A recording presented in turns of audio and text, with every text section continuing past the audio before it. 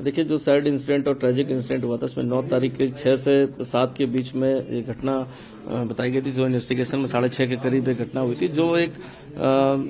देखा जाए तो एक लिक्वर शॉप और वहाँ एक शॉप्स हैं काफी सारी, वहाँ पर बहुत सारी 6 से 7 बीच में भीड़ भाड़ भी रहती है, लोग जाते भी, वहाँ पर स्टूडेंट एरिया भी है, साथ ही साथ इंडस्ट्रियल एरिया भी है, तो काफी सारी भीड़ वहाँ पर रहती है। उस समय एक इंसिडेंट अकर हुआ था, जिसके बाद उसकी कंप्लेंट 24 आवर्स के बाद जो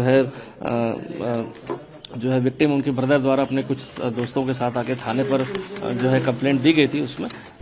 तो उसकी कंप्लेंट जब आई थी तो तत्काल उसमें जो एलिगेशंस थे उसमें यह बताया गया था कि 6 से 7 के बीच की घटना है, और जो प्लेस बताई गई थी वो एक बहुत ही बिजी प्लेस है, जहां पर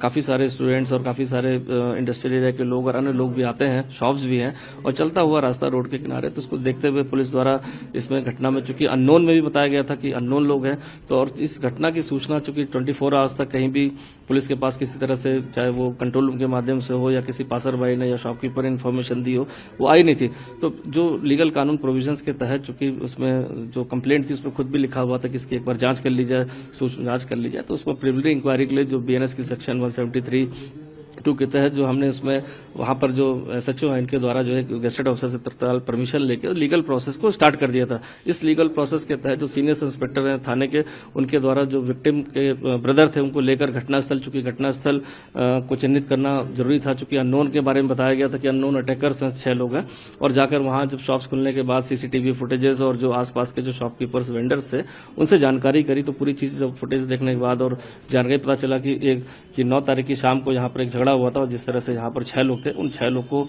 आइडेंटिफिकेशन की अलग से टीम बनाई गई कि वो 6 लोग कौन है जिन्होंने इस घटना को या इस तरह के यहाँ मारपीट और इस घटना को कारित किया है। इसके बाद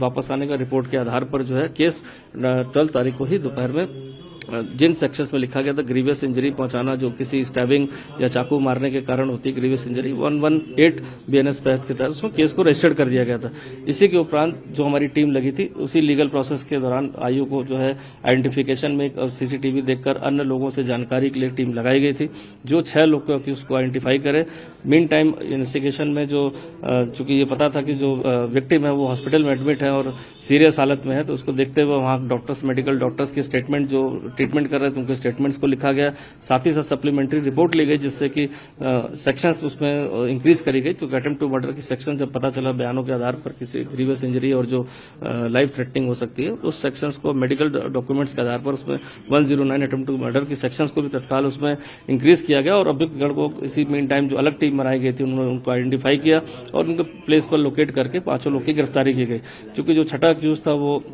नेपाली मूल का था, वो यहाँ से सेम डे घटना करने के बाद अगले दिन वहां से निकल गया था, तो उसके लिए भी हमारी डेडिकेटेड टीम लगी है। चूंकि नेपाल एक इंटरनेशनल बाउंड्रीज है, तो उसके बहुत सारे प्रोटोकॉल कन्वेंशंस होते हैं, उसको देखते हुए टीम उसको वहां कोऑर्डिनेशन बना हुआ है। साथ ही साथ अभी तक जो सूचना है उसमें यह भी है कि वो निकटवर्ती किसी नियर बाई बॉर्डरिंग एरियाज में भी छुपा हो सकता है, तो हमारी डेडिकेटेड टीम लगी हुई है। इसमें रिवॉर्ड भी पुलिस मुख्यालय से जो है 1 लाख का कर दिया गया और सभी जगह स्टेट्स को सर्कुलेट किया गया है, जिसमें इस अभियुक्त को ट्रेस किया जा सके और भी टीमें उसमें स्टेट्स की काम करें। और अभी तक की जो भी इन्वेस्टिगेशन आई है उसमें जो भी सेक्शंस हैं, जो भी स्टेटमेंट्स हमारे आए थे, उन सभी के आधार पर सभी रेलेवेंट सेक्शंस को हमने इसमें इम्पोज किया है। बट अभी जिस तरह के जो अभी स्टेटमेंट्स आ रहे हैं कुछ सोशल मीडिया के माध्यम से, अन्य माध्यमों से, तो इन्वेस्टिगेशन इज ओपन है। हमने इन्वेस्टिगेशन को एक सीनियर जो है गेस्टेड ऑफिसर को उसमें ट्रांसफर भी कर दिया है। तो जो भी स्टेटमेंट्स हमारे विक्टिम फैमिली से आते हैं या विक्टिम के किसी नियर बाई फ्रेंड से आते हैं या ऐसा कोई भी ड्यूरिंग कोर्स ऑफ इन्वेस्टिगेशन ऐसे कोई भी तथ्य आते हैं, तो डेफिनेटली उनको हम इन्वेस्टिगेशन में इंक्लूड करेंगे, और जो भी फैक्चुअल चीज आएगी और जो स्टेटमेंट्स आएंगे, जो फैक्ट्स आएंगे, उसको इन्वेस्टिगेशन में रख के उसमें आगे की कार्रवाई करेंगे। देखिए, इन्वेस्टिगेशन में जैसा आपने अभी आपने देखा होगा कि माननीय मुख्यमंत्री जी का लगातार इसमें निर्देश भी है, वो लगातार संपर्क में भी है। माननीय जो मुख्यमंत्री त्रिपुरा जी हैं उनको भी ब्रीफ किया गया, सीनियर लेवल्स पर भी, डीजीपी लेवल पर भी लगातार इस केस के फैक्ट्स को ब्रीफ किया गया, मॉनिटर किया जा रहा है। तो जो भी फैक्ट्स अभी हमारे पास आए हैं इन्वेस्टिगेशन में, वो भी प्राइमरी इन्वेस्टिगेशन के जो भी डॉक्यूमेंटेशन है, चाहे वो मेडिकल रिपोर्ट्स हो, चाहे पीएम रिपोर्ट हो, चाहे वो सीसीटीवी फुटेजेस हो, चाहे वो statements of the near by जो भी पासर बाई थे या जो वहां पर वेंडर्स थे या जो वहां पे शॉप्स थे, उन सभी के स्टेटमेंट्स को हमने कर लिया है। विक्टिम्स की फैमिली के भी स्टेटमेंट किए गए। अगर कोई स्टेटमेंट ऐसे छूट गए या ऐसी कोई बात आई है जो उस समय